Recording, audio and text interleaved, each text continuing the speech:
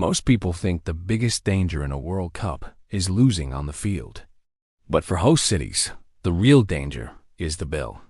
In 2026, FIFA is expected to make around $8.9 billion, while the 11 U.S. host cities could share a shortfall of $250 million. So while the world sees a celebration, City Hall sees a very expensive month. One side gets the revenue. The other side gets the mess. And that's the part people miss. Hosting the World Cup sounds like a huge win. You get global attention, visitors, and a burst of energy. But the money is rarely as simple as it looks. A lot of these cities already know the math is ugly, and they still say yes. Because the real sale is never just about the matches. It's about the dream of being a world city. Now, here's where the story starts to get messy. Most people think about the big costs, like stadiums or airport upgrades.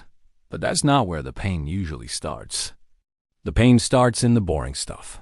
Traffic management, police overtime, emergency response, crowd control, temporary transit changes. Those are the bills that pile up quietly. For 2026, some host cities are looking at costs of $100 to $200 million each just for the basics of keeping the event running. That includes the stuff nobody tweets about and nobody posts a picture of. So picture what this feels like on the ground. You're in a host city, and everything is slightly more complicated than usual. The roads are closed. The trains are fuller. The sidewalks are packed. There are signs everywhere. The city has turned itself inside out just to hold these games for a few weeks. And then there's the part almost nobody talks about, the tickets. In 2026, every U.S. host city is giving up sales tax on World Cup tickets. That sounds small at first, but it adds up fast. Missouri alone is expected to lose $11 million. Atlanta could give up as much as $25 million. Florida is also taking a hit. So while fans just see one giant ticket price, the city sees money that used to go somewhere else. That's the kind of detail that changes the story. Because now the event looks less like a festival and more like a trade. The city gives up revenue, spends big on services, and opens its streets. In return, it gets prestige and maybe a little tourism money. Maybe. But cities have seen this movie before, and a lot of them did not like the ending. In other World Cups, countries poured money into stadiums that looked incredible on TV and then sat empty after the final whistle. Brazil is the famous example. It spent billions building and fixing stadiums for 2014. And a lot of those places became a burden the moment the tournament ended. Empty concrete, high maintenance costs. That's the kind of mistake that can hang around for years. Then something strange happened during the pandemic. Some of those same stadiums got a second life. They were turned into hospitals, clinics, and vaccination sites. That's the twist nobody expects. A building everyone had written off as wasted suddenly became useful in a crisis. That doesn't erase the cost, but it does show how host cities survive sometimes. Not by making a perfect decision, by finding a use later. And that brings us to the smartest survival move. Use the tournament as a reason to do work you already needed anyway. A World Cup is one of the few events that gives city leaders a deadline nobody can ignore. If you need to fix roads, expand transit, improve airports, or clean up a neighborhood, the tournament gives you cover. Suddenly, the project that sat in a drawer for years becomes urgent. Not because the city changed its mind, because now the world is watching. That's how some places survive the cost. They hide useful work inside the World Cup though. And honestly, that's pretty smart. But even that move has a catch. If the new roads and transit lines help the city for years, fine. That's a legacy. But if the upgrades are just there to make the tournament look good for 1 month, then you've still got a problem. A lot of the time, the line between those two things is blurry. And 2026 is different in one important way. North America is not building brand new stadiums for this World Cup. It's using existing venues. That matters a lot. Because one of the biggest traps has been building a giant stadium, then asking what on earth to do with it afterward. Here, at least, the buildings already exist. That doesn't make the event cheap. It just means the cities aren't starting from zero. So, if the stadiums are already there, where does the money go?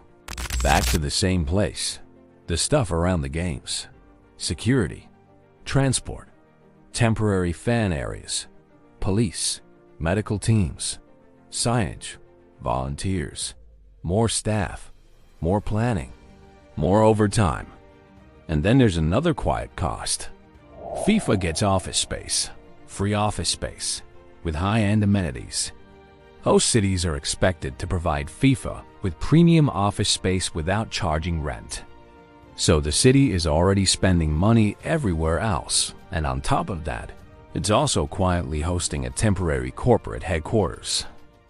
That's when the picture gets clearer. The World Cup isn't just a sports event, it's a full city operation, a huge machine.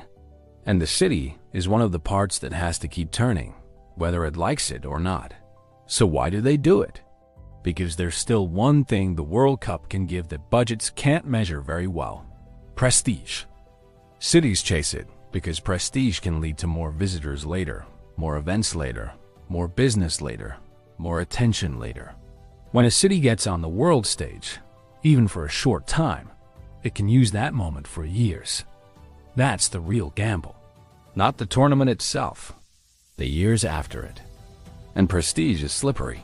It sounds big, it feels big, and sometimes it is big, but it also hides the losses. A city can say it won global attention while quietly absorbing costs that will show up in the next budget cycle. That's why host cities often talk about legacy instead of profit. Legacy sounds better. Legacy feels cleaner. Legacy gives you room to avoid saying, "We spent a lot and didn't get it all back." If you want to understand the 2026 World Cup, you have to see both pictures at once. The bright one on TV and the dark one behind the scenes. On TV, it's a global celebration. Behind the scenes, it's a city trying to keep its head above water. That's why the numbers matter so much. FIFA's expected $8.9 billion payday tells one story. The possible $250 million collective hit for U.S. host cities tells another. The sales tax breaks tell another. The police overtime tells another. The free office space tells another. Put them all together, and the event starts to look less like a party and more like a very expensive test. And if there's one lesson from past World Cups, it's this: the cities that survive don't just host the matches. They use the tournament as leverage. They grab the chance to finish projects they wanted anyway. They build things that can still matter after the flags come down. They avoid as much as they can the dead weight of giant one-use stadiums. And when they can't avoid the cost, they try to turn that cost into something permanent. That's the secret. Not magical, not clean, just practical.